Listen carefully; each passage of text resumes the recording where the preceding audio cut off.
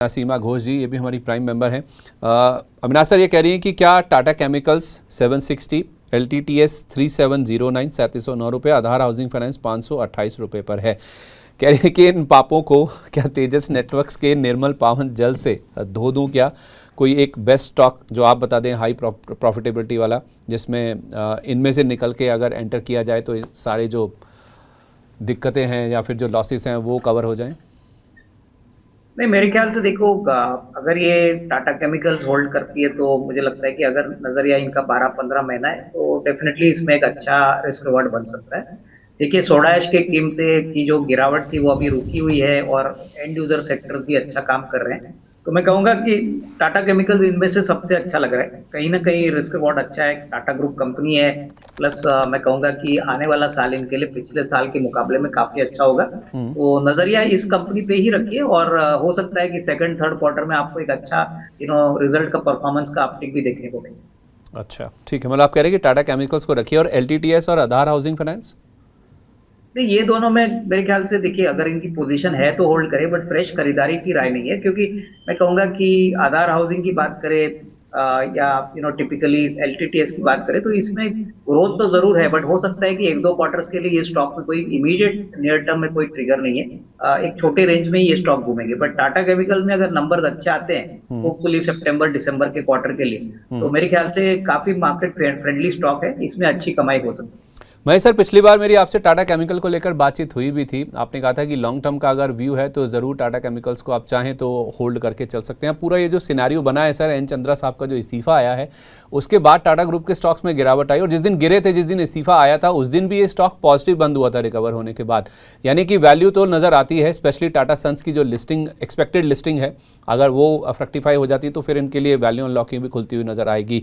Sir, ये 760 रुपये के रेट पर लेकर बैठी हैं और इनके भाव से 90 रुपये नीचे कोई अगर बाहर बैठा देख रहा है कि जिस भाव पर इन्होंने लिया है उससे तो 90 रुपये नीचे मिल रहा है टाटा केमिकल्स, या कोई और टाटा ग्रुप का स्टॉक जो कि इस खबर या किसी और वजह से बहुत अच्छे भाव पर मिल रहा है, क्या वहाँ पर एंटर किया जा सकता है? देखिए, टाटा ग्रुप के सारे स्टॉक्स बढ़िया है और मेरे हिसाब से टाटा स्टील है, वहां पे थोड़ा ध्यान दिया जा सकता है। और TCS अगर डाउन साइड में वापस से मिलता है तो वहां पे ध्यान दिया जा सकता है। फिर वैसे सारे स्टॉक्स है, वैल्यू है। अब एग्जिट हुआ है तो थोड़ा इम्पैक्ट एक बार का तो आना ही है, तो जब भी इम्पैक्ट आता है तो आपको डाउन साइड में मौके जरूर मिलते हैं। बट सारे स्टॉक्स में वैल्यूएशन इतनी ज्यादा अट्रैक्टिव भी नहीं है, लेकिन एक लिमिटेड अपसाइड भी अपने को देखने को मिल सकता है। तो TCS और टाटा स्टील ये दो स्टॉक है जहाँ पे अपन कोई भी डाउन साइड में अकुमुलेट कर सकते हैं। और मीनवाइल हाँ टाटा हाँ, केमिकल की बात करेंगे तो टाटा केमिकल पहले भी डिस्कस किया था, वो एक वैल्यू अनलॉकिंग वाला पॉइंट है। अगर वो आता है तो फिर अच्छा खासा मोमेंटम बन सकता है। बट केमिकल के जिस हिसाब से अभी बिजनेस है, बिजनेस में उस टाइप का स्पार्क नहीं है, तो एक लिमिटेड रेंज में ही ट्रेड करता हुआ नजर आएगा। जब अगर बिजनेस अच्छा करना चालू कर दिए तो थोड़ा और स्पार्क इसके अंदर अपन एक्सपेक्ट कर सकते हैं। अविनाश सर, आपका क्या व्यू है? ये जो पूरा फियास्को हुआ है एन चंद्रा साहब के इस्तीफे वाला, इसका जो जिस तरह से टाटा ग्रुप के स्टॉक्स पर इम्पैक्ट हुआ है, क्या ये ख़त्म हो चुका है एक बार जो नीजक रिएक्शन आया था, या फिर और इम्पैक्ट अभी आ सकता है? और अगर खुदा ना खास्ता ऐसा होता है कि दोबारा इम्पैक्ट आता है या शेयरों में कोई गिरावट दिखती है, तो अगर मौका हुआ कोई बनता है तो आपके पसंदीदा स्टॉक्स कौन से इस स्पेस से? नहीं, मुझे लगता है कि देखो, क्लियरली टीसीएस, उसके बाद टाटा केमिकल्स, उसके बाद टाटा कंसोलिडेटेड, मुझे लगता है कि ये सारे कंपनीज में अच्छी वैल्यू बनेगी। और एक बात समझ लीजिए संदीप, की देखिए, चंद्रा साहब ने रिजाइन किया है, अभी कोई नया इंक्रीमेंट आएगा।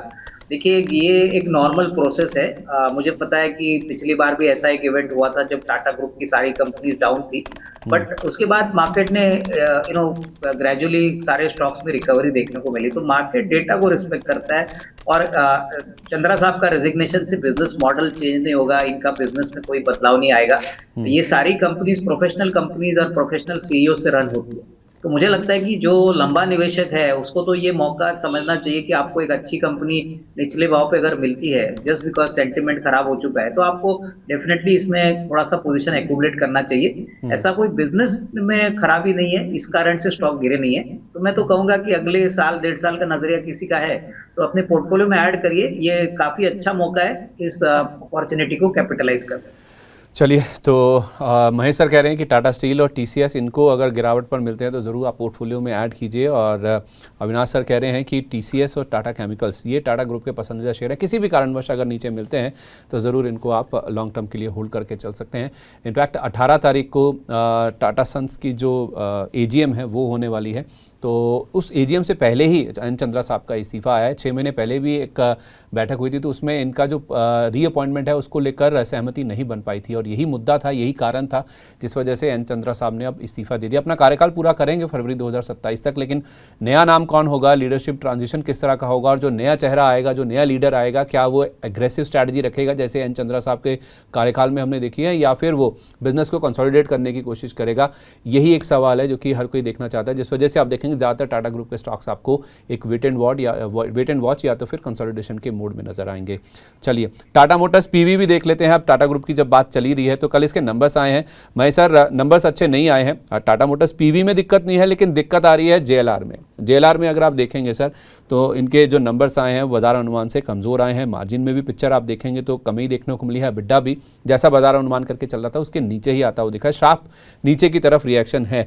तो सर गिरावट पे हम कह रहे हैं कि टाटा ग्रुप के स्टॉक्स में लंबी अवधि के लिए खरीदारी करें, क्या उसमें टीएमपीवी भी क्वालिफाई होता है? देखिए, ये टाइप के स्टॉक्स जो है प्योरली सेल्स नंबर है, ये नंबर के ऊपर आते हैं, तो ये टाइप के स्टॉक्स में थोड़ा वेट करना चाहिए। अगर ज्यादा डाउन साइड मिलता है तब वहां पे एंट्री बनाई जा सकती है।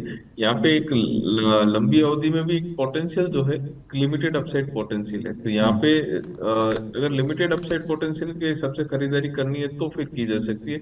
आइदर यहाँ पे थोड़ा गैप और बढ़ जाए तो इसको वापस से रिव्यू किया जैसे, तो ये 290 या 300 310 ये रेंज आएगी तो फिर इसका लेवल थोड़ा सा अट्रैक्टिव बन जाएगा।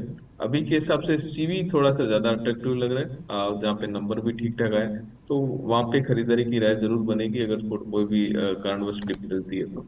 अच्छा, ठीक है, ओके। तो टीएमपीवी के मुकाबले टीएमसीवी ज़्यादा बेटर या फिर अच्छा चॉइस है जहां पर आप फोकस करके चल सकते हैं।